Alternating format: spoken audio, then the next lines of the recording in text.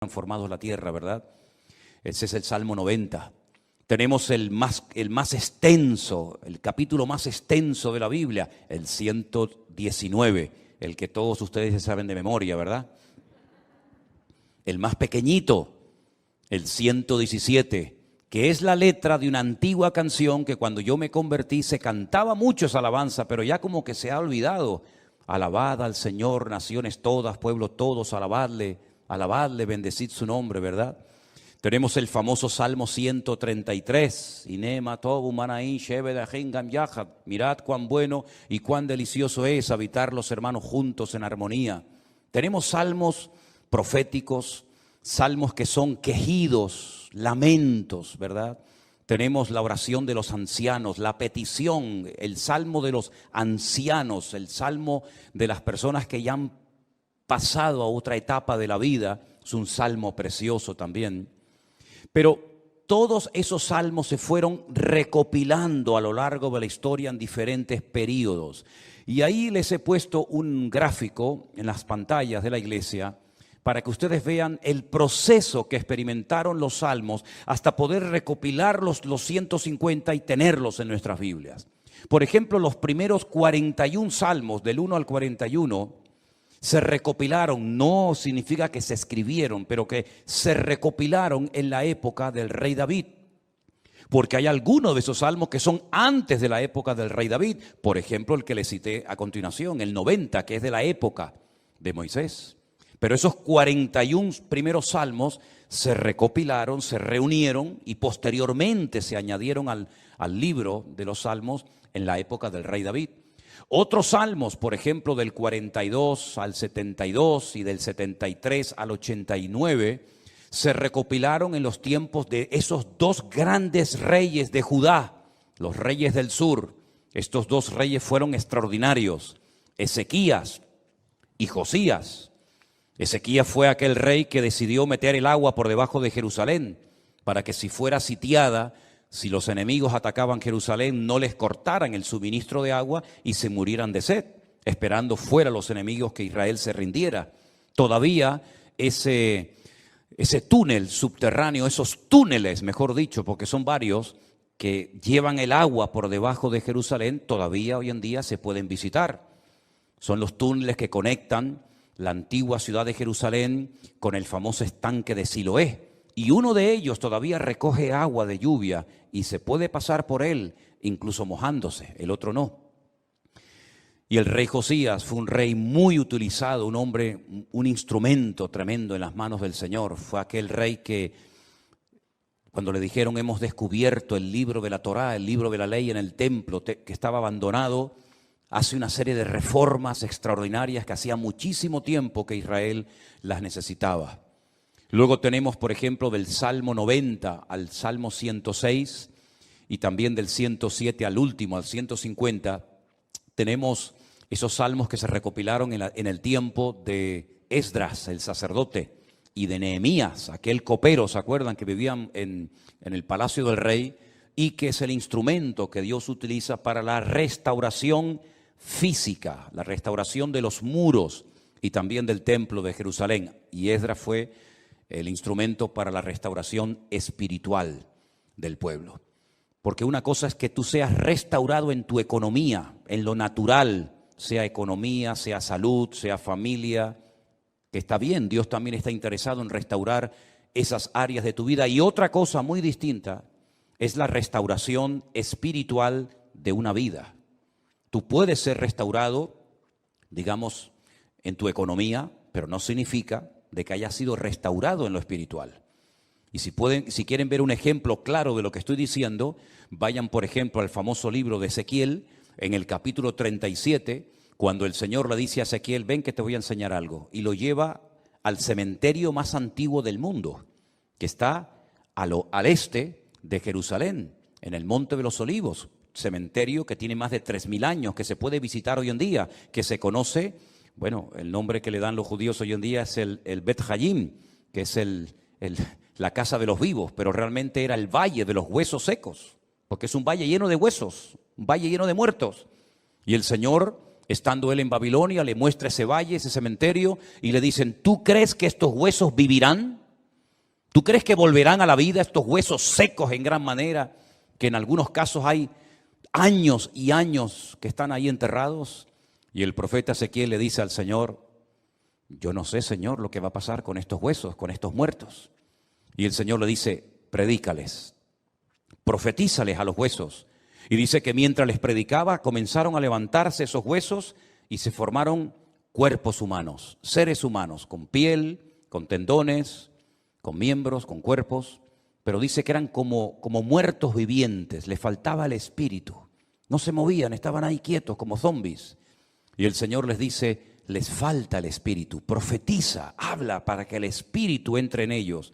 Y al final del capítulo 37, el Señor le explica al profeta Ezequiel lo que significa esa visión y le dice: esta es la casa de Israel.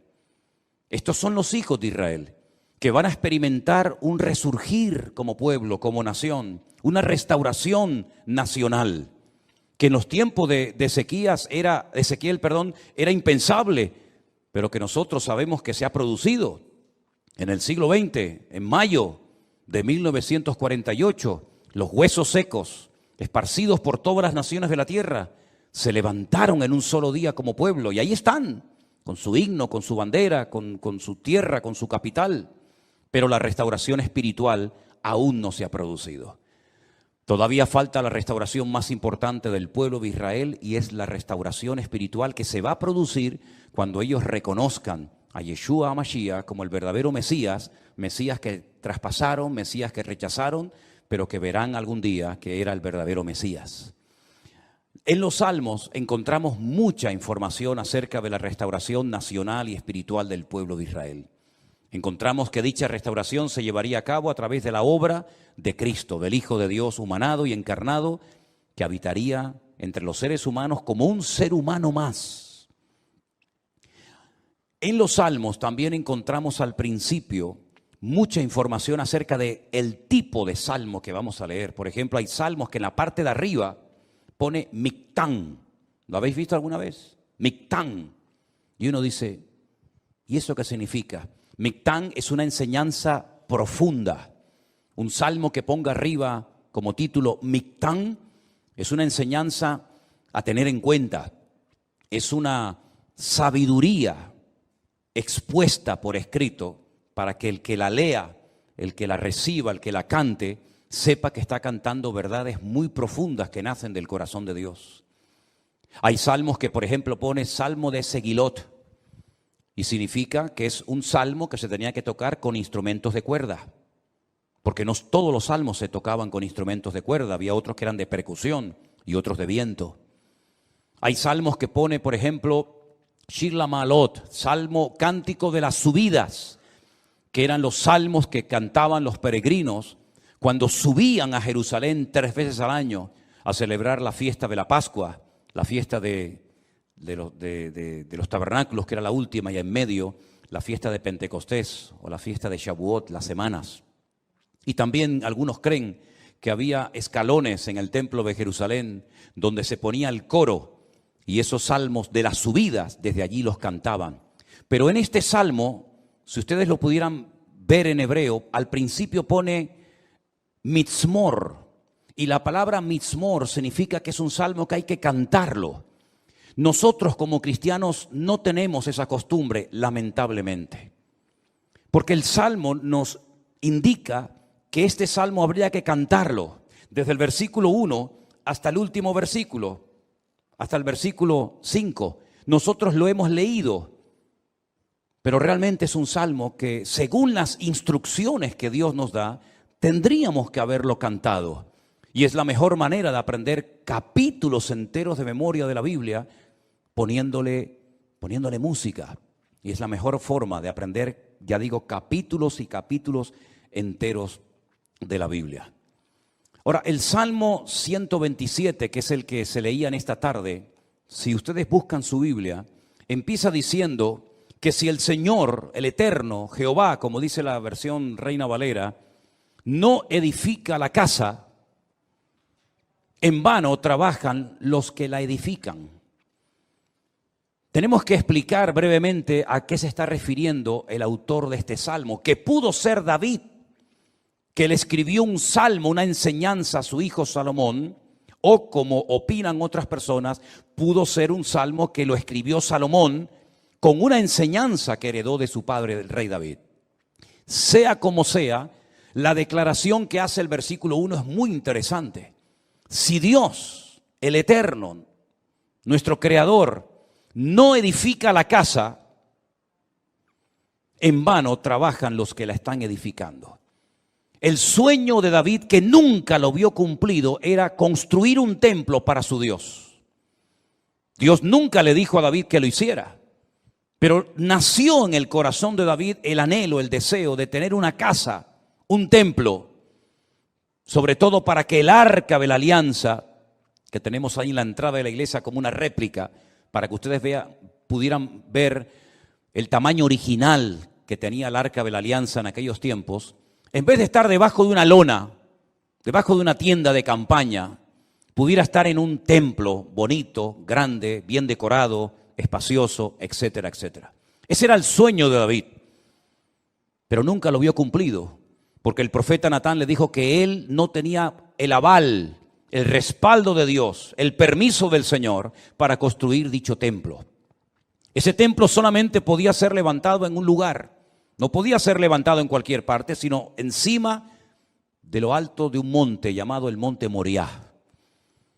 Es una palabra compuesta, el lugar donde Dios me enseña. Moriah viene de maestro, Moré, Morá, Morín, Morot, y Yad es el diminutivo del nombre de Dios. El monte donde Dios es mi maestro, el monte donde Dios me enseña y me instruye, ¿verdad? En ese monte vivía un señor llamado Arauna, que era un jebuseo, los antiguos habitantes de Jerusalén. Y allí sube el rey David. Y entonces dice la Biblia que allí ofrece un sacrificio, cuando había muerte por todas partes, por un pecado que, como bien saben ustedes, el rey David había cometido. Allí él presenta un sacrificio en el mismo monte y en el mismo lugar donde tiempo atrás el famoso patriarca Abraham, el amigo de Dios, había subido con su hijo Isaac para sacrificarlo sobre un altar, pero el Señor lo detuvo y le dijo: no lo hagas. Todavía ese altar, esa roca enorme que es tan grande como esta plataforma o más, todavía está allí. Y los judíos consideran que desde allí fue donde Dios creó el mundo, el ombligo, el centro geográfico de la tierra bíblica. Pues en ese lugar Salomón, su hijo, iba a construir el primer templo de la historia para Dios. Ellos tenían que partir de la base de que el Dios de ellos era tan grande, tan inmenso, que era imposible meterlo dentro de un templo. Es totalmente imposible meter a Dios, limitar a Dios dentro de un cubículo, dentro de un edificio, porque ya el Señor le había dicho a David que el cielo es su trono y la tierra es el estrado de sus pies. ¿Qué templo me van a hacer ustedes para mí?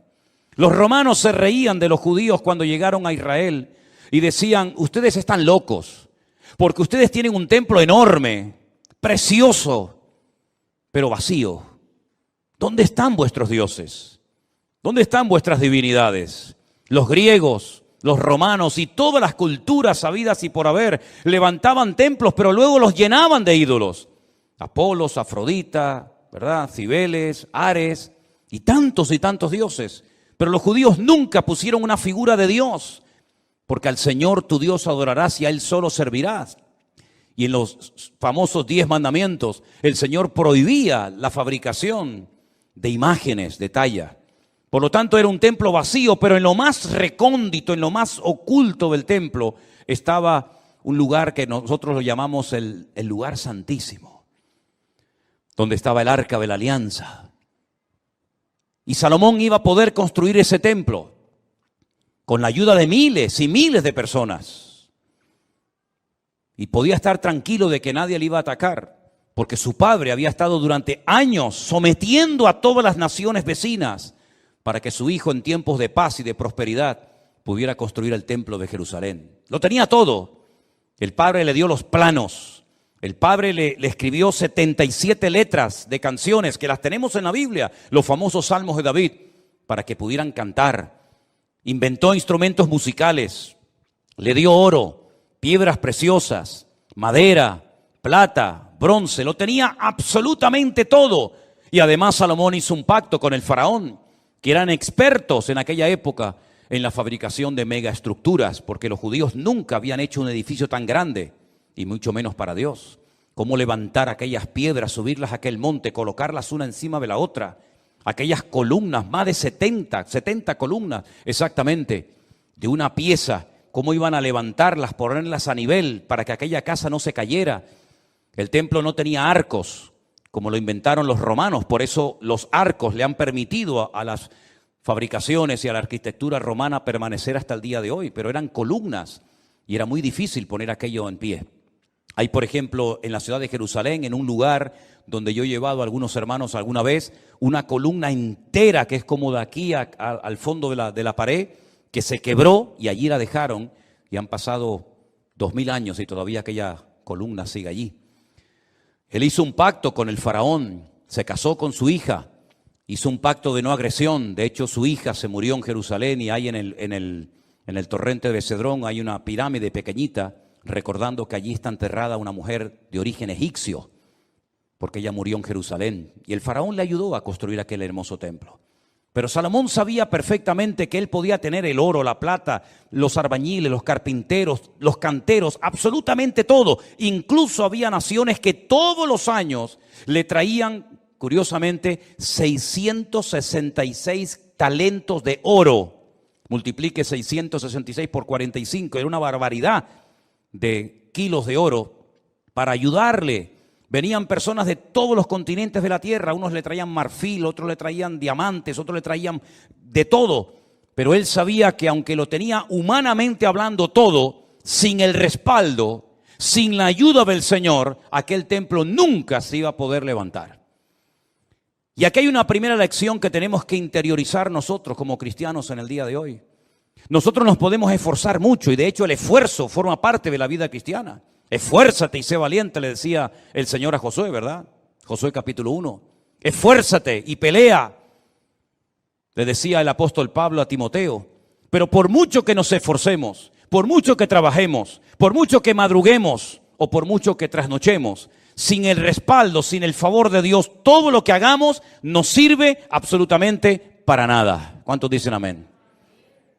Algunos creen que por trabajar más van a ganar más, y se equivocan, porque la Biblia no enseña que para ganar más hay que trabajar más. Si usted quiere ganar más, no haga eso, porque lo está haciendo al revés.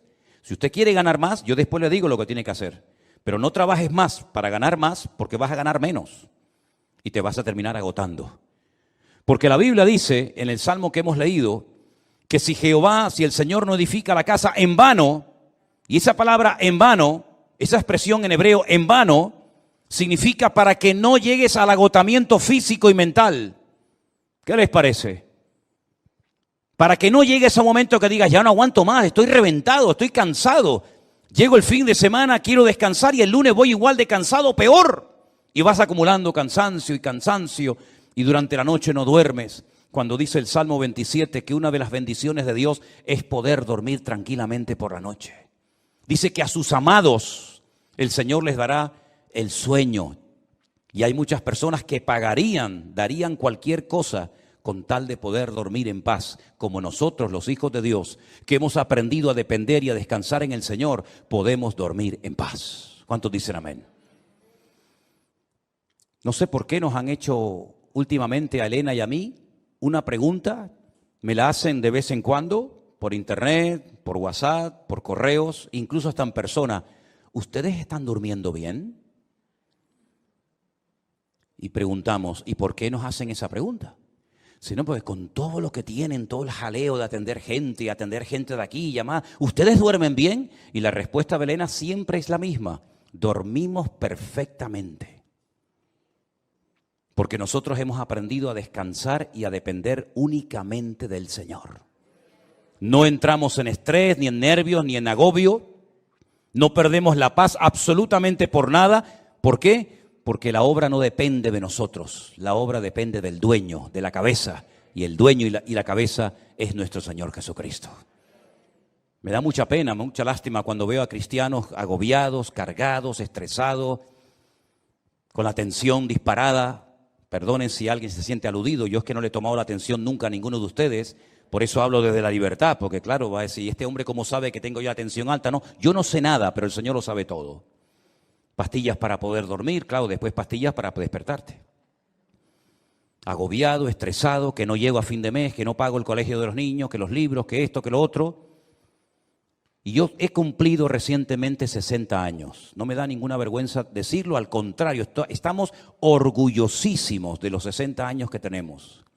Y de esos 60 años, que parecen mucho, pero a la hora de la verdad no son tantos, de esos 60 años, 40 los he dedicado a servir única y exclusivamente al Señor. Es decir, no me he dedicado en otra cosa los últimos 40 años de mi vida más que a servir al Señor. Con iglesias pequeñas, con iglesias grandes, con escasez, con abundancia, con mucha gente, con poca gente o con ninguna gente. Y en estos últimos 40 años, si algo hemos aprendido, sobre todo en este último año, es que Dios es galardonador de los que le buscan. Y cuando más difícil estaba todo, y cuando humanamente hablando era imposible que esto siguiera adelante, el Señor sin manos nos dio una cachetada de amor, mostrándonos y enseñándonos que Él es el que edifica su casa y su obra, y no nosotros. A mí me llama mucho la atención que este verbo, edificar, es exactamente el mismo que emplea el Señor Jesucristo cuando hace referencia a lo que Él iba a hacer. Edificaré mi iglesia. Su padre en Génesis capítulo 1 nunca empleó el verbo baná o boné, que es construir, sino el verbo bará, que se parece, pero no tiene nada que ver una cosa con otra. Bará es un verbo que solamente aparece en la obra creadora de Dios. Cuando dice la Biblia que en el principio creó, ese verbo creó es bará y significa crear de la nada. Este púlpito está hecho de un material llamado metacrilato. Lo mandamos a hacer hace 20 años. El que lo hizo, porque este no se ha perdido ningún culto desde que estamos aquí, Este ha estado todos los cultos, todas las reuniones de jóvenes, todos los cultos de jueves, todos los cultos de domingo. Este que está aquí, o esto que está aquí, ha estado siempre aquí. Pero el que lo hizo, no lo creó, lo hizo utilizando una materia prima, metacrilato. Y el púlpito que tenemos en la iglesia del Puerto de la Cruz es de madera. Y alguien lo hizo, no lo creó, utilizando la materia prima de la madera. Pero el verbo bará en Génesis capítulo 1 es crear de la nada. ¿Y cómo Dios creó sin utilizar materia prima? Sin utilizar tierra, sin utilizar piedra, sin utilizar madera, con el poder de su palabra. Dijo Dios, sea la luz, y fue la luz. Y dijo Dios, y todo lo que Dios decía se materializaba por el poder de su palabra. Pero curiosamente el Hijo, cuando viene a este mundo hace 2000 años, Él no dijo, crearé mi iglesia de la nada. No dijo eso, sino dijo, edificaré. Y si juntamos, y tenéis memoria para recordar esto, el Salmo 127 dice Salomón, si Dios no edifica esta casa, en vano estamos trabajando nosotros aquí. Estamos perdiendo el tiempo, nos estamos desgastando, vamos a llegar a la extenuación, al agotamiento, si Dios no respalda esta obra. Porque Él sabía que esa obra no dependía de sus obreros, de su sabiduría, que era mucha y la tenía, de su dinero, que era mucho y lo tenía. Él sabía que aquella casa no era una casa particular, no era una sinagoga, no era un colegio, era la casa de Dios. Y la casa de Dios solamente se podía utilizar esa palabra, esa expresión para hacer referencia al templo. Yo sé que hay gente que dice, hermanos, bienvenidos a la casa de Dios. Está mal dicho eso, porque esto no es la casa de Dios. Esto es un local donde se reúne la iglesia, pero esto no es la casa de Dios. Dios no vive aquí. Si esto fuera la casa de Dios, yo no me voy de aquí ni a palos. ¿Cómo me voy a ir de aquí si mi Dios vive aquí? ¿A dónde me voy a ir? Nos tendríamos que venir a vivir aquí. Pero esta no es la casa de Dios. Pero en aquellos tiempos, cuando Salomón dice, si Jehová no edificare la casa, ¿a qué casa se refería? A la casa de Dios. Él sabía que esa casa no iba a poderse terminar si no tenía el respaldo de Dios. Por eso el Señor Jesucristo pudo decir, yo edificaré mi iglesia. Porque Él dijo, todo lo que hago y todo lo que digo, lo hago porque mi Padre me da autorización y me apoya para hacer y decir lo que hago. Por eso la iglesia ha permanecido en estos últimos 2000 años con persecuciones, con todo tipo de regímenes políticos, con falsas doctrinas, con divisiones, etcétera, etcétera. ¿Por qué? Porque el que la está fabricando no es el hombre, el que la está construyendo es el Señor Jesucristo. Y nosotros somos piedras vivas en ese edificio, pero la piedra angular, la que soporta todo el peso, es nuestro Señor Jesucristo.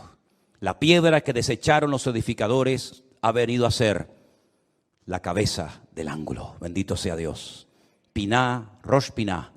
Eso es, Rosh Piná. Hay un pueblo en Israel muy bonito que se llama Rosh Piná, que significa la cabeza del ángulo. Pero este salmo, ¿sabes? Te da una calma, te da una paz impresionante, porque no tienes que estar dependiendo de tu esfuerzo personal, sino del respaldo de Dios. Y yo le hacía esta mañana a los hermanos del Puerto de la Cruz 2 preguntas que se las voy a hacer ahora a ustedes. ¿Dios está respaldando lo que estás haciendo? Piensa bien, ¿eh? Todos no vamos a ser pastores, todos no van a ser predicadores, evidentemente. Pero todos y cada uno de ustedes, de nosotros, nos dedicaremos en la vida a algo.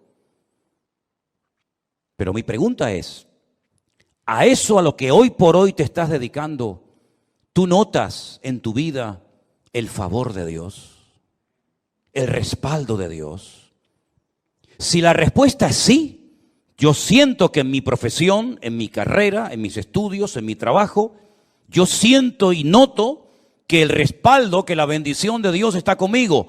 Gloria a Dios. Cuando nosotros estamos en Israel, yo no lo sentí, pero en algunas partes de Israel, sobre todo en la costa, sobre todo en la ciudad de Tel Aviv, dice que sintieron parte de este movimiento, porque allí en Israel hay dos placas tectónicas, la africana y la asiática, y una sube y la otra baja, y cuando golpean, los terremotos son terroríficos. Y cuando me llegó la noticia de que había habido un terremoto de una magnitud tremenda en Turquía, y iban por 200 o 300 muertos, yo dije, oh, madre mía, 300 muertos, qué barbaridad, qué tragedia, ¿no? Hermanos, 300, ojalá hubieran sido solamente 300. Yo creo que la última cifra hablaba más de 100.000 muertos, y de miles y miles de personas desaparecidas. Creo que iban por 80.000 edificios que se derrumbaron, y nunca se sabrá exactamente cuántas personas quedaron sepultadas, aunque se cuentan historias tremendas de gente que logró sobrevivir sin agua y sin comida por 7 días, 8 días y más, ¿no? Realmente es algo tremendo, ¿no? Pero bueno, queridos hermanos, este es el mundo en el cual vivimos. La vida no es fácil, y para los cristianos muchísimo menos, sobre todo para los creyentes que quieren vivir como Dios manda. Ahora, si quieres ser un cristiano del montón, si quieres ser un cristiano de estos light, como yo llamo, sin compromiso, que hagas lo que te dé la gana, y bueno, entonces a ti no te va a pasar nada, entre comillas. Ya bastante desgracia tienes con ser así. Pero si quieres ser un cristiano como Dios manda, de alguna manera sentirás presión en tu puesto de trabajo. Tus amigos, quién sabe, hasta en tu propia iglesia. Nunca ha sido fácil para un cristiano que quiere ir en serio y poner su vida en orden, desde los pies a la cabeza. Nunca ha sido fácil la vida, pero contamos con el favor y con la bendición y el aval de nuestro Dios. Amén, hermanos. Y yo quisiera leerles en esta tarde parte de un capítulo que a mí siempre, de toda la vida, cada vez que lo he leído, para mí ha sido de una bendición tremenda, porque hay pocos capítulos en la Biblia, digamos, monográficos. Es decir, que hablen de un solo tema. Hay capítulos que tocan diferentes temas, ¿no? Y van saltando de un tema a otro. Y ya digo, hay muy pocos, hay algunos, pero muy pocos capítulos en la Biblia que toquen desde el primer versículo prácticamente hasta el último un solo tema, ¿verdad? Y lo vayan desarrollando progresivamente, como por ejemplo el caso de 1 Corintios 13, que es un capítulo que habla fundamentalmente del amor, y en cada versículo te va dando una información, un dato interesante acerca del tema del amor, ¿verdad? Sus características, sus aplicaciones, etc. Tenemos, por ejemplo, el capítulo 12 de la carta de Pablo a los Romanos. Es un capítulo que habla acerca de los dones del Espíritu Santo y que lo mezcla con los deberes de los cristianos, de los hijos de Dios. el capítulo 8 de la carta de Pablo a los Romanos, viviendo en el Espíritu, ¿verdad? ¿Qué significa eso de vivir en el Espíritu? ¿En qué consiste? Y Pablo revela cosas extraordinarias, como por ejemplo hoy dice que el Espíritu que entró en el cuerpo muerto de Cristo al tercer día y lo resucitó de la tumba, es el mismo Espíritu que ahora mora en el corazón de los hijos y de las hijas de Dios. Esto es tremendo. Esto es tremendo. Jesús estuvo literalmente muerto. No es que se desmayó, como algunos dijeron. No es que robaron el cuerpo, como dijeron también algunos en su época. Jesús literalmente murió. Si hubiera ido un médico y hubiera estado en aquel lugar, hubiera dicho, este hombre está muerto. No hay latido, no hay riego sanguíneo, no hay nada, está muerto. Pero dice la Biblia que al tercer día el Espíritu de Dios, ese Espíritu que él dijo, Padre, en tus manos encomiendo mi espíritu, ¿verdad? Entró en él nuevamente con tal poder y con tal autoridad que lo levantó de la tumba al tercer día victoriosamente para no morir nunca más. Y ese mismo Espíritu es el que el Señor le dice a sus discípulos, no os dejaré huérfanos, rogaré al Padre para que os envíe al Consolador, al Espíritu Santo, para que esté con vosotros para siempre. ¿Cuántos dicen amén? Amén. Él tomará de lo mío y os lo hará saber. Él os recordará todo lo que yo os he enseñado. Él os guiará a la verdad. Y estará con vosotros siempre, cada día, ¿verdad? Y me glorificará a mí. Y cuando Él venga, dice el Señor, convencerá al mundo de justicia, de pecado y de juicio. Es el mismo Espíritu. Y todo eso lo relata Pablo en el capítulo 8 de la carta a los Romanos. Pero hay otro capítulo que es el que yo quiero leer en esta noche, que es el capítulo de la fe. ¿Cuál es ese capítulo? Ese es Hebreos capítulo 11. Tenía un amigo mío que se convirtió, que el pobrecito no sabía leer muy bien, y un día llega y dice, hermano, vamos a leer la carta a los Hebreos. Sí. Digo, vamos a ver. No son los Hebreos, no son los Hebreos, es a los Hebreos, que es otra cosa, hombre. Ay, Señor. Aquel que dijo, carta de Pablo a Galicia, a los gallegos, ¿no? No, a los Gálatas, que es otra cosa. Y bueno, Hebreos capítulo 11 es el capítulo efectivamente de la fe. Y nos da una pequeña definición. La Biblia considera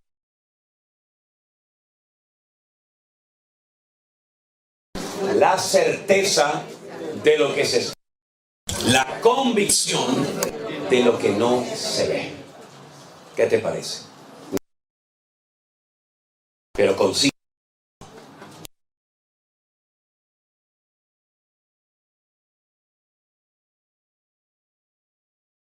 Dios mediante. Ahora, si observas, por ejemplo, el tema de la fe, a mí me llama la atención que se presenta desde diferentes puntos de vista, desde diferentes ángulos. Saber a dónde iba. Versículo 9.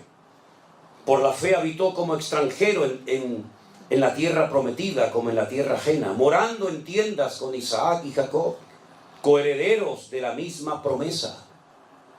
Es decir, pasó de una vida de confort, de una vida de estabilidad, con su trabajo, con su familia, etcétera, etcétera, a una vida de nómada. No sé a dónde voy y dejo mi casa, dejo mis patrimonios, dejo todo para vivir en tiendas de campaña, cosa que nunca había hecho.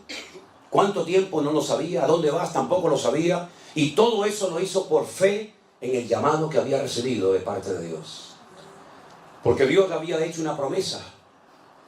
Y la promesa consistía en que sería dueño, él y su descendencia, de todo un país. La tierra de Canaán, la tierra de Israel.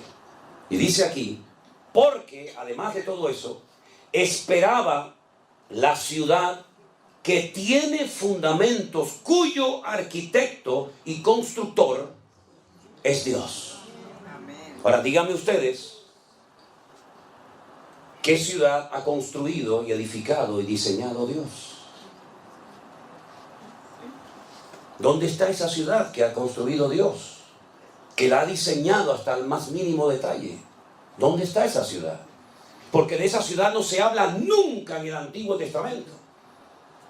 No se habla ni en la ley de Moisés, no se habla ni en los salmos, no se habla en ninguna parte, pero dice aquí el autor de este capítulo, que Abraham salió, número uno, sin saber a dónde iba, agarrado firmemente a una promesa de heredar algún día una tierra. Vete tú a saber dónde estaba esa tierra. Y además, en el fondo, lo que Abraham realmente buscaba era la ciudad cuyo arquitecto y fundador es Dios. ¿Cómo podía saber él que existía esa ciudad? ¿Y dónde estaba esa ciudad? Si el primero en toda la historia de la Biblia que nos relata esa ciudad, cómo es, sus medidas, sus materiales, etcétera, etcétera, hasta su nombre, fue Juan en el libro del Apocalipsis, en el capítulo 21 y 22 del Apocalipsis. Pero dice la Biblia que salió sin saber dónde estaba, pero la buscaba, y dice que la saludó y la vio de lejos. Por eso es el hombre llamado en la Biblia el padre de la fe. Esa ciudad cuyo arquitecto y fundador y diseñador es Dios, es nada más y nada menos que la Nueva Jerusalén. Si quieren saber cómo es, si quieren saber cuáles son sus características, sus medidas, sus materiales, etcétera, lean esta noche antes de dormir el capítulo 21 y 22 de Apocalipsis y te vas a quedar asombrado, porque ahí está la ciudad que Abraham buscaba y dice que la vio. Es decir, aún antes del nacimiento de la iglesia, aún antes del nacimiento físico y terrenal del Señor Jesucristo, ya Dios había construido esa ciudad destinada en la eternidad para ti y para mí. ¿Cuántos dicen amén? Tremendo. Fíjate que un día los judíos, hablando con el Señor Jesucristo, Él habla de su eternidad y les dice: yo soy antes de Abraham. Y le dijeron: ¿cómo vas a decir tú antes de Abraham si no tienes ni 40 años? Por poner una cifra, ¿no? Si ustedes verdaderamente fueran hijos de Abraham, como le dijo el Señor a los judíos, creerían en mí, porque Él vio mis días y se gozó. Es increíble, ¿verdad? Cómo parece que estaba ya todo escrito y planificado desde antes de la fundación del mundo. Ya la Nueva Jerusalén existía antes de la creación de Adán y Eva. Ya el Señor Jesucristo sabía que moriría algún día en una cruz y aún no había sido creado Adán y Eva ni el jardín del Edén. Luego ya Dios lo que hace en su palabra es relatarnos lo que para Él ya es pasado, pero que todavía para nosotros sigue siendo un misterio y sigue siendo futuro. Por eso es muy interesante ver cómo Dios relata las cosas del futuro, que cuando te las cuenta, las lees y parecen como que ya han sucedido en el pasado lejano y distante. Cuando le dice aquel anciano a Juan en la isla de Patmos: Juan, estas multitudes que no se pueden contar, con ropas blancas, de todas las naciones, pueblos, tribus y lenguas, ¿quiénes son esta gente? ¿De dónde han salido? ¿De dónde vienen? Y Juan en aquel momento llora y le dice: yo no lo sé, Señor. Yo no sé quién es esta gente. Yo no sé de dónde han salido. Y la respuesta celestial fue: estos son los que ya han salido de la gran tribulación y no han manchado sus vestiduras, sino que se han mantenido santos y puros para el Cordero de Dios. Ya han salido de la gran tribulación y la gran tribulación aún todavía no ha empezado. Pero el Señor te lo cuenta en futuro, lo que todavía no había, en pasado, lo que todavía no ha ocurrido. Porque ¿qué es lo que será? Dice la Biblia: lo mismo que fue. Por lo tanto, qué interesante es ver cómo Dios, me permite la expresión, Él ya vio toda la película. ¿No les ha pasado a ustedes que ya han visto, por ejemplo, ahora Cristina está viendo una serie, Fauda, que yo la he visto en internet, en Netflix, y yo ya la he visto toda, ya va por la primera temporada, y yo ya voy por la cuarta. Y cuando yo la estoy viendo, y yo le digo: cuidado con este que es malo, ¿eh? Eso le enfada muchísimo a Miriam. Yo entro en la habitación y digo: ay, pero este chico la va a matar a la chica. Pero papá, por favor, pero no me cuentes la película. El Señor ya nos contó en la Biblia la película. El Señor ya nos contó la película. Él sabe cómo va a terminar todo. Por eso no tenemos que tener miedo. Mira, el mejor antídoto para la depresión, el mejor antídoto para la tristeza, ¿sabes cuál es? El libro del Apocalipsis. Ay, pero ahí me da miedo. No, a mí todo lo contrario, a mí me anima un montón el Apocalipsis, porque veo al diablo derrotado, porque veo el cielo y la tierra nueva, porque veo la venida del Señor, porque veo el milenio, porque veo el reino milenial del Señor. Porque todo termina bien para la honra y la gloria del Señor. Dios nunca pierde, siempre gana todas las batallas. Aleluya. Y eso es la fe. Ver las cosas que no son como si ya fuesen. Así que todo eso pasó en la vida de este hombre por la fe, dice la palabra de Dios. Pero dice algo más en el verso, por ejemplo, 4. Por la fe, Abel, ¿saben quién era Abel, verdad? Uno de los hijos de Adán y Eva. Abel ofreció a Dios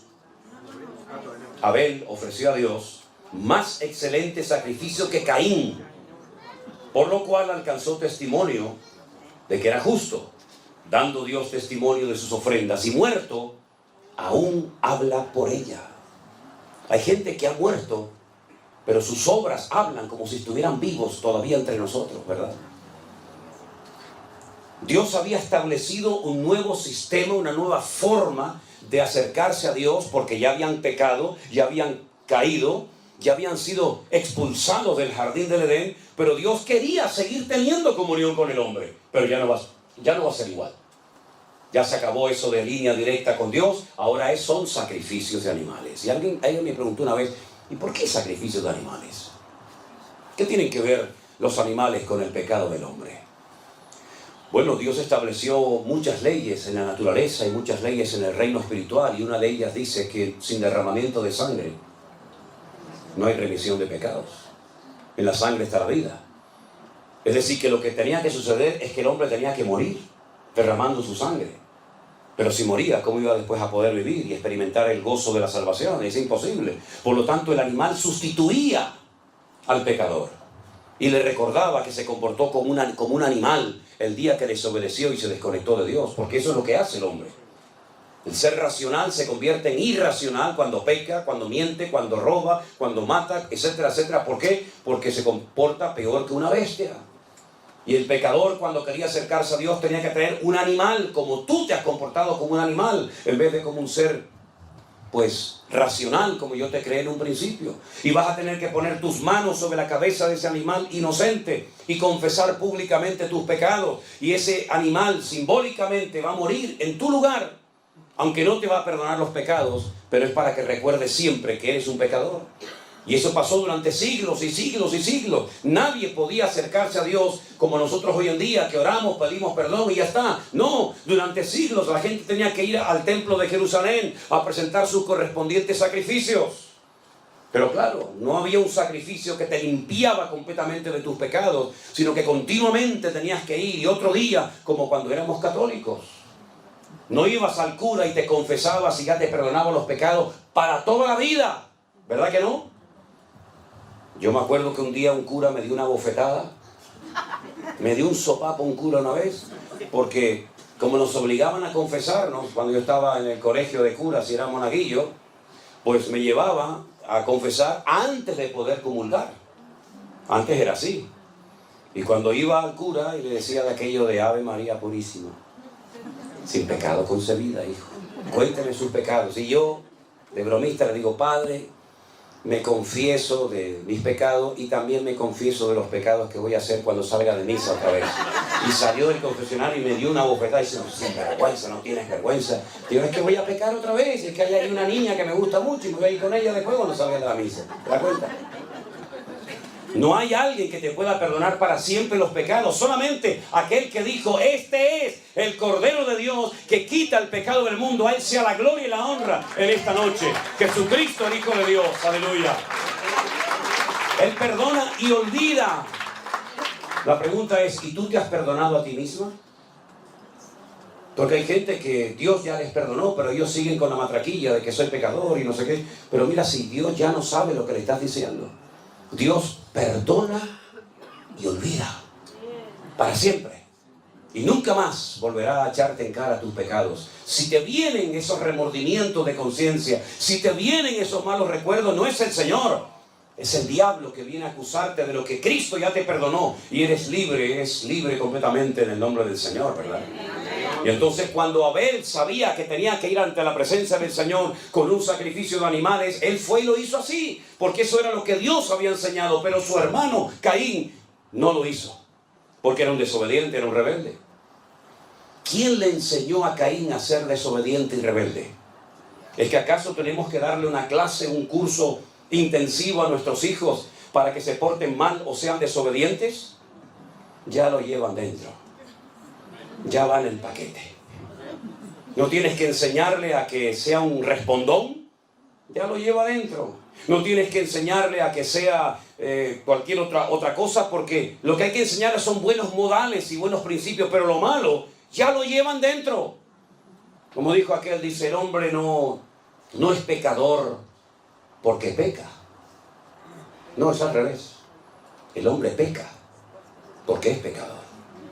Y hay algo que nos domina, es algo que nos atrapa, y a menos que tú lleves eso a los pies de Cristo, hay una fuerza interior que aunque digas no lo voy a hacer más, no lo voy a hacer más, lo vuelves a hacer otra vez y otra vez y otra vez.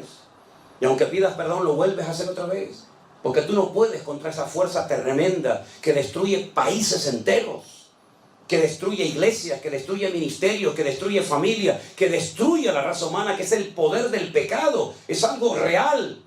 El poder más destructivo que hay es el poder del pecado. Y si no, mira cómo está el mundo. Lleno de pecado, de desobediencia, de rebeldía, de soberbias por todas partes. Y para eso vino Cristo, para darte un poder más fuerte que el que te dominó durante años. Y cuando llega Caín a la presencia del Señor, no trae una ofrenda de animales, sino un producto de la tierra. Es decir, yo me acerco a Dios. Caín no era ateo, era un desobediente. Yo me acerco a Dios a mi manera. Me da igual lo que Dios haya dicho. Dice animales, yo traigo patatas del campo. Dios dice patatas del campo, yo traigo animales. Es el espíritu de la contradicción. Y es la actitud del ser humano. Aquí tienes un reflejo, una fotografía de cómo es el ser humano. Obediente a Dios o rebelde a Dios. Lo ves en Caín y Abel. Lo ves en Jacob y Esaú. Lo ves en el ladrón arrepentido a la derecha. Y lo ves en el ladrón rebelde y soberbio a la izquierda. Lo vemos continuamente por todas partes. Y entonces el Señor le habla a Caín y le dice, Caín, no estás haciendo bien las cosas. Fíjate que Abel no le dice nada. Dios no le habló a Abel. ¿Para qué le va a hablar si está haciendo las cosas bien? Sin embargo, le habló a Caín y le dijo, tu semblante ha decaído, ya no eres la misma persona. Miras con malos ojos a tu hermano, pero si hicieras las cosas bien, yo no te bendeciría. Y en vez de arrepentirse, en vez de humillarse y decir, perdóname, Señor, lo siento, voy a corregir el rumbo. Como dice la Biblia, si oyereis hoy su voz, no endurezcas tu corazón. Pues entonces lo que hace es que engaña a su hermano y le dice, Abel, vamos a dar un paseo por el campo. Y el otro dice, vamos. Se fía de su hermano. Es noble de corazón. Ni siquiera se imagina lo que le va a hacer su propio hermano. Y dice la Biblia que su hermano Caín se levanta contra él y lo mata. El primer asesinato de la historia de la humanidad.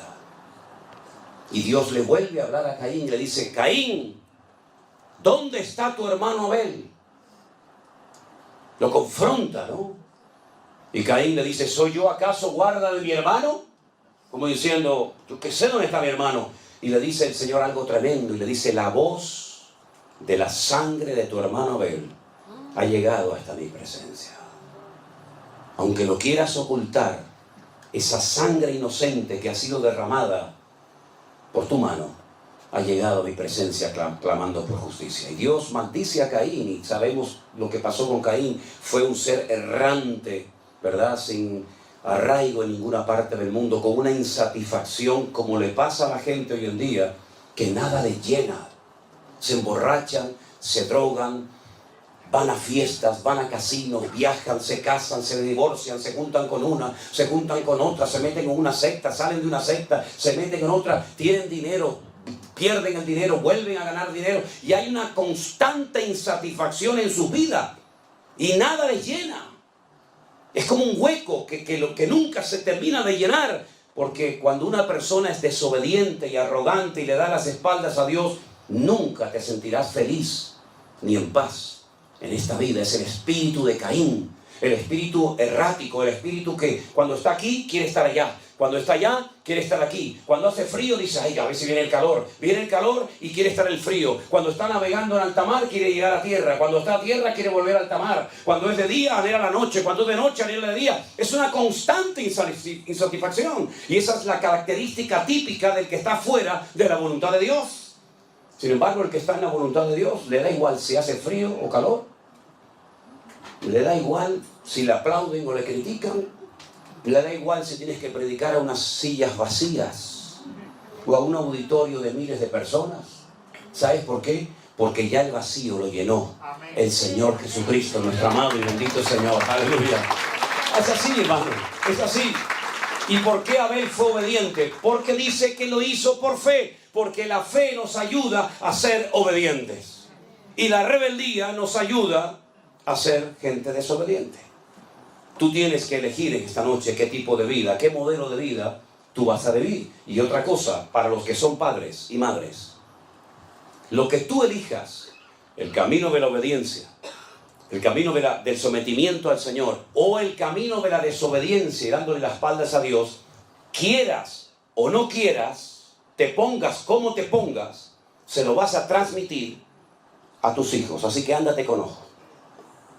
Porque no solamente los seres humanos tenemos la capacidad de transmitir nuestra genética a nuestros hijos, sino también hay una influencia espiritual sobre nuestros hijos que se transmite aunque no creas en ello. Por eso es muy importante que tú no solamente analices tus palabras, sino tu actitud. Porque puedes decir todo lo que tú quieras y puedes gritar y puedes hacerte el macho y puedes hacerte lo que tú quieras. Pero si tu vida por dentro no es igual que lo que parece ser por fuera, tú vas a transmitir tu rebeldía, tu amor al Señor, tu pasión por la obra del Señor o tu rechazo al Señor y a su palabra. Lo vas a transmitir quieras o no quieras. O es que no hemos leído en la Biblia que dice, tal la madre, tal la hija. Vemos un niño pequeño y decimos, ¿cómo se parece a su padre? Es igualito, igual de terco, de cabezón que el padre o que la madre. Y el niño tiene meses, pero ya comienza a brotar ese germen que llevamos por dentro. ¿Se acuerdan cuando el Señor Jesucristo le dijo a sus discípulos aquella frase preciosa? En el mundo tendréis aflicción, pero confiad, yo he vencido al mundo. Mi paz, dice el Señor a sus discípulos, mi paz os dejo. No como el mundo la da. Es decir, la paz que tenía Cristo, el príncipe de la paz, no se la llevó al cielo con él, sino que se la dio a Pedro, se la dio a Juan, se la dio a Santiago, y todos tenían la misma paz que tenía el Señor Jesús. Pasa el tiempo, ya tienen en su corazón la paz de Cristo, y ahora el Señor reúne a sus discípulos y les dice, quiero mandarles de 2 en 2 a todos los lugares, aldeas, pueblos y ciudades donde yo voy a ir a llevar la palabra. Cuando lleguen a una casa, si no os reciben, si no os dan hospitalidad como era en la época, lo que se tenía que hacer, vuestra paz volverá a vosotros. Pero si en una casa os dan hospedaje, os dan comida, os tratan bien, etcétera, etcétera, vuestra paz reposará sobre esa casa. Es decir, ya ellos podían transmitir la misma paz que el Señor Jesucristo les dio, porque recibían de Cristo y de ellos podían dar a los demás. Por eso cuando vas al Sermón del Monte, a las famosas bienaventuranzas, te encuentras que a los hijos de Dios se les conoce como pacificadores. Bienaventurados los hijos de Dios, porque ellos serán llamados pacificadores. ¿Qué transmites tú en tu casa? ¿Qué transmites? Ustedes saben que cuando una persona, por ejemplo, fuma, el olor del humo, del tabaco, se le impregna. ¿Sí o no? La Biblia dice que un día una mujer ungió al Señor Jesucristo con un vaso de alabastro de nardo puro, y toda la casa y todos los que estaban en la casa fueron impregnados con aquel olor del Señor. Y déjenme que les diga que hace poquito estuve en Israel y una hermana compró un vasito, así, un frasquito pequeño de alabastro, y me echó una gota así en la mano, Oye, y huele algo increíble. ¿Cómo sería un vaso de alabastro, de nardo puro, verdad? Tremendo, ¿no? Así que, amados hermanos, ¿qué es lo que transmitimos a los demás? Cuando llegas a un lugar, transmites confianza, transmites fe, transmites optimismo, transmites la presencia de Dios. ¿O qué transmites?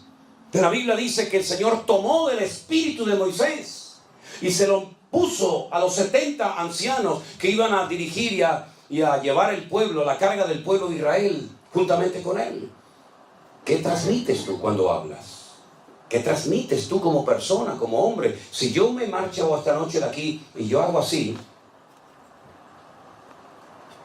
y yo me voy, si la policía viniera dentro de un rato o dentro de unos días a este lugar y examinaran estas huellas digitales, sabrían que yo estuve aquí. Porque estas huellas digitales no las tiene nadie en el mundo. Son únicas. Nadie, jamás en la historia de la humanidad, tuvo estas huellas digitales, ni las tendrá en el futuro nadie, exactamente igual que las de ustedes. Vamos dejando nuestra marca por todas partes. Nuestra marca física y nuestra marca espiritual. Por eso cuando Pedro dijo, yo no le conozco, yo no sé quién es ese hombre, yo no quiero saber nada, yo no soy uno de sus discípulos, uno de los argumentos que esgrimió aquella jovencita fue el siguiente: tú hablas como él. Aunque lo quieras negar, aunque lo quieras ocultar, tú también eres uno de sus discípulos porque hablas igual que él. ¿Cuántos dicen amén? Amén. Por eso, qué importante, amados hermanos, es que nosotros le pidamos al Señor poder transmitir la presencia y la gloria del Señor a todas partes donde vayamos. A veces lo conseguimos, a veces no, pero ten presente que a donde quiera que vayas, tú vas a transmitir lo que llevas por dentro, lo bueno y lo malo. Hay un refrán que seguramente ustedes lo conocen que dice: el que a buen árbol se arrima, buena sombra le cobija. ¿Lo conocen, verdad? Yo se lo voy a decir bíblicamente porque soy más espiritual. Dice Proverbios: el que anda con sabios, sabio será. Es decir, que si quieres recibir bendición de Dios, júntate con gente que te transmita cosas de Dios y no con gente que te robe lo poquito que tiene de Dios en tu vida. Eso es lo que dice la palabra. El capítulo es una maravilla. El capítulo habla de hombres y también, por supuesto, de mujeres. Dice la Biblia que Sara, la esposa de Abraham, era una mujer estéril y ya muy mayor, ya avanzada en edad, y no podía tener hijos. Pero dice la Biblia en el verso 11, por la fe, otra vez, por la fe, siempre todo es por la fe, Sara, siendo estéril, recibió fuerzas para concebir y dar a luz aún fuera del tiempo de la edad. ¿Por qué? Porque creyó que era fiel quien se lo había prometido. Humanamente hablando, era imposible que esa mujer quedara embarazada.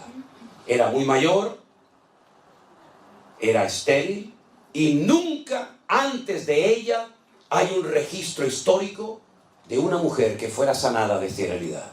Ella no podía mirar atrás y decir, es que ya el Señor sanó a esta y sanó a aquella. No, no había nada. No había ningún punto de referencia. Ella iba a ser la primera mujer en la historia de la humanidad sanada de esterilidad. Y dice que como le creyó a Dios, recibió fuerzas y quedó embarazada. Hubo un momento en su vida, después de 30 años de esperar el hijo de la promesa y no venir, que le propuso a su marido Abraham, un hombre muy obediente, que tuviera relaciones con su criada Agar. Y fue la ruina de Abraham y del mundo entero. Porque cuántos problemas, cuántas guerras, cuántas muertes se podían haber evitado si Abraham hubiera esperado y no hubiera mantenido relaciones con aquella muchacha de origen egipcio. Fue tan terrible la convivencia, fue tan terrible el ambiente en el hogar, que dice la palabra de Dios que el Señor le dijo a Abraham, échala a ella y echa al hijo de ella, porque no puede heredar el hijo de la esclava con el hijo de la libre. Y estoy hablando de Agar y de Ismael, el padre de todas las naciones árabes. Que cuando la Biblia habla de él, porque Abraham lógicamente lo amaba porque era su hijo, De momento era el único que tenía. La palabra y tierra fértiles. El Señor dice, no vayas a Egipto, quédate aquí. Y uno dice, ¿dónde le dijo el Señor a Isaac? Quédate aquí, no te muevas. En un lugar llamado Beer-sheba. La palabra Beer en hebreo es pozo. Sheba es el número 7, 7. Beer-sheba, la ciudad de los 7 pozos. Algunos de ellos los había abierto su padre Abraham, entonces dijo, bueno, pues oraremos para que salga agua de los pozos y vamos a ver qué pasa. Los filisteos venían y le echaban tierra y piedra a los pozos y se los cegaban. Y entonces él se iba a otro lugar y abría un pozo, encontraba agua y los filisteos venían y se lo cerraban. Y entonces seguía hasta que dice que llegó a un lugar llamado Rehobot, que son lugares amplios. Y entonces dice que ese año en pleno desierto, con muy poca agua, sin recursos humanamente hablando, dice que sembró y cosechó a 100 por 1. Y uno dice, Dios mío, no es el lugar, es la actitud de mi corazón lo que marca la diferencia. No es América, no es Europa, no es África, no es aquí ni allá. Es mi fe en Dios lo que marca la diferencia. Porque puedes estar en un lugar de prosperidad y de bendición y de trabajo, pero está la bendición de Dios sobre tu corazón. Porque el lugar es lo menos importante, hermano, créame. El lugar es lo de menos. Lo importante es tu corazón y tu fe en el Señor. El rey Salomón, el sabio Salomón, llegó a escribir un día un proverbio y dijo, es mejor un bocado seco y en paz, pero con la bendición de Dios, que casa llena de provisión, donde no está la bendición del Señor. Sé lo que es dormir muchos días, muchas veces en gasolineras dentro de mi coche, porque no tenía ni para pagar una habitación de un hotel o de un hostal. Sé lo que es viajar en barco y llevarme un trocito de pan, mientras los demás iban al comedor a comer. Yo no podía ir, porque no tenía dinero para comprar la comida en el barco. Sé lo que es sentarme a la mesa, sin comida, con los platos vacíos, y orar, Señor, gracias por estos alimentos que tú me has provisto para hoy. Y hemos aprendido algo en todos estos años, y es que cuando uno pone su confianza en el Señor, no importa la cantidad, lo que importa es que te agarres al Señor y seas capaz de creerle a Dios. Y ese día, cuando en un pueblecito de España llamado Medina de Pomar, provincia de Burgos, nos sentamos Elena y yo, porque en aquellos tiempos nuestras hijas no habían nacido, oramos con los platos vacíos y le dimos gracias al Señor por los alimentos. Al ratito, mientras conversábamos, alguien tocó a la puerta de nuestra casa y nos trajo un dinero, sin saber ella nada, porque venía de otro lugar, con una cantidad de dinero que nos sirvió para comprar comida ese día.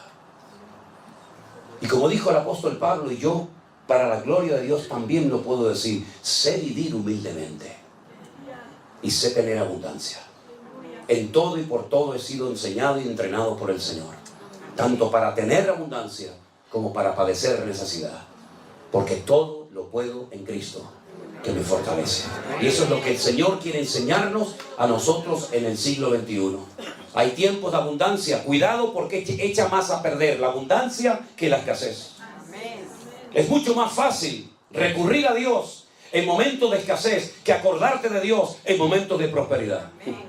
Es más peligrosa la abundancia que la escasez, porque Salomón también dijo, si me das mucho, si me sobra mucho, puede ser que me termine olvidando de ti.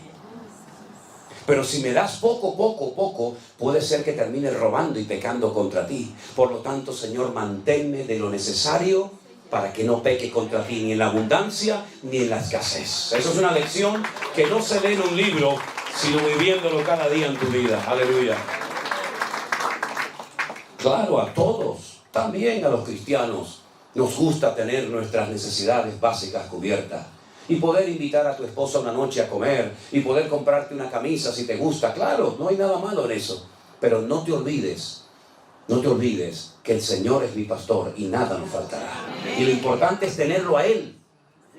Y lo importante es que cuando Dios te prospere, que espero que te prospere a por 1000. Y cuando el Señor te dé abundancia, que seas un buen administrador y no tengas mentalidad de dueño, sino que seas un administrador fiel de los recursos que el Señor, por su misericordia, ha puesto en tus manos. ¿Cuántos dicen amén? Amén. Yo quiero terminar en esta noche leyendo los últimos versículos de este precioso capítulo que podríamos estar horas y horas hablando de él. Hay una mujer mencionada en el versículo 31 que no era judía, era cananea. Su nombre es Rahab. El verso 31 dice: por la fe, otra vez, por la fe, Rahab la ramera no pereció juntamente con los desobedientes, habiendo recibido a los espías en paz. Esta mujer es muy interesante su historia, porque la Biblia nos habla de que era una mujer que había ejercido durante tiempo la prostitución en la ciudad de Jericó, donde ella vivía.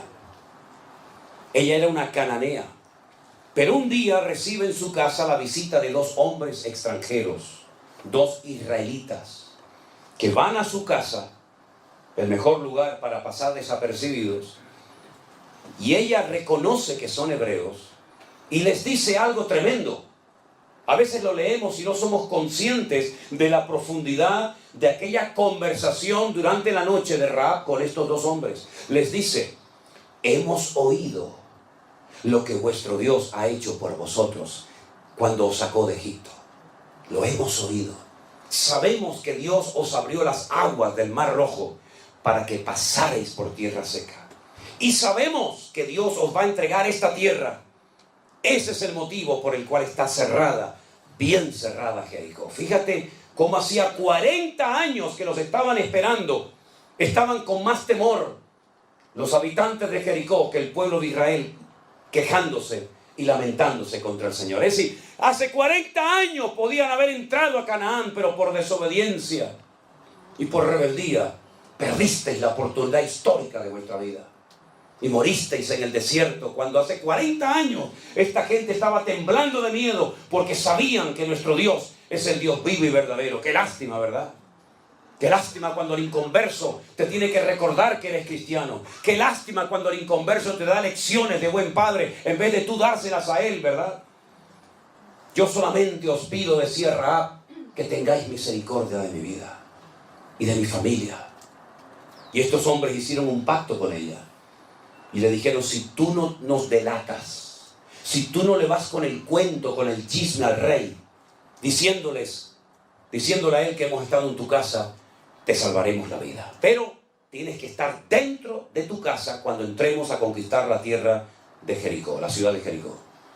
Y tienes que amarrar este cordón rojo, ¿verdad?, en la ventana de tu casa, para que al entrar en la ciudad, los soldados, cuando vean esa tela colgando en tu ventana, sepan que ahí no tienen que entrar a matar a nadie. Si cumples con estas 2 condiciones, te salvaremos tu vida a ti y a toda tu familia. Ahora tú imagínate Rahab yendo casa por casa, convenciendo a su padre, a su madre, a sus primos, a sus cuñados, a sus sobrinos, dándoles testimonio, ¿verdad? Vengan a mi casa. Pero ¿cómo vamos a ir a tu? Vengas a mi casa que hay salvación. La verdad que la fe de Rahab fue tremenda, ¿eh? Y dice la Biblia algo interesantísimo sobre su casa. No sé si se acuerdan. La ciudad de Jericó era como 2 círculos concéntricos, uno dentro del otro. Había una muralla exterior y otra muralla interior, y entre muro y muro dice la Biblia que Rahab había construido su casa. Vivía entre un muro y otro. Quédense con ese detalle. Cuando llega el día de la invasión, de la conquista de Jericó, la Biblia dice que las murallas de Jericó se derrumbaron. Y cuando arqueólogos descubrieron las antiguas murallas de Jericó, llegaron a una conclusión muy interesante. Se dieron cuenta por la posición de las piedras que las murallas no habían caído de una forma normal. No habían caído de adentro hacia afuera o de afuera hacia adentro, se habían derrumbado los muros, sino que cayeron exactamente igual que aquella imagen que tenemos en nuestra mente del día de las Torres Gemelas, cuando se desmoronaron sobre sí mismas, porque fue una obra de Dios. De arriba abajo se desmoronaron aquellas piedras, Pero la casa de Rahab, que estaba entre el muro de afuera y el muro de adentro, no se cayó.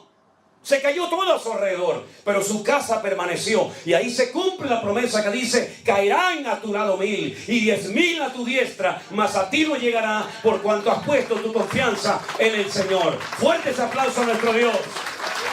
Eso es lo que hace Dios. Te protege, te cuida de noche y de día. Y verás por todas partes tragedia, pero verás como Dios te cuida y te bendice. Y tú dices: Dios mío, qué tremendo como tú eres. Y resulta que esta mujer cananea, que repito, no era del pueblo de Israel, estaba bajo aquella maldición que había lanzado Can. ¿Se acuerdan? Noé, cuando dijo: maldito sea Canaán. ¿Se acuerdan? Cuando lo vieron desnudo. Y él maldijo a alguien que ni siquiera existía en aquel momento. Sus 3 hijos, Sem, Can y Jafet. Y maldice al nieto, al hijo de Can, a los cananeos. ¿Y cómo se llamaba la tierra donde vivía Rahab en aquel tiempo? Canaán. Los cananeos. Estaban todos bajo la maldición de Noé. Pero ella resulta que se incorpora, se integra en la vida del pueblo de Israel y se casa con uno de los espías. ¿Sabían eso? Que se llamó Salmón. No, sino Salmón. Que esta mañana hablé en Salmón. Se casó con Salmón. Y entonces, cuando uno se convierte de verdad al Señor, las maldiciones forman parte de la historia. Ya puedo dormir en paz me acostaré y así mismo dormiré, porque solo tú, Señor, me haces vivir confiado. Ya no tengo miedo de lo que me hizo mi padre, lo que me hizo mi abuelo, de lo que pasó en la Reconquista, lo que no, yo no tengo nada que ver con eso. Yo voy a quitar del pueblo, dijo el Señor, ese refrán que tenéis que no concuerda con la realidad. Los padres comieron las uvas y los hijos tuvieron la dentera. El alma que pecare, esa morirá. El hijo no morirá por los pecados del padre, ni el padre morirá por los pecados del hijo, sino que el alma que pecare, esa morirá. Así que ella ya no es una mujer bajo maldición, sino que ahora toda la maldición se convierte en bendición y queda embarazada y tiene nada más y nada menos que un hijo que se llamó Booz. Booz. Díganlo en español, Booz. Con Z. Y Booz llegó a ser uno de los hombres más ricos de Israel. Un terrateniente que tenía tierras en abundancia.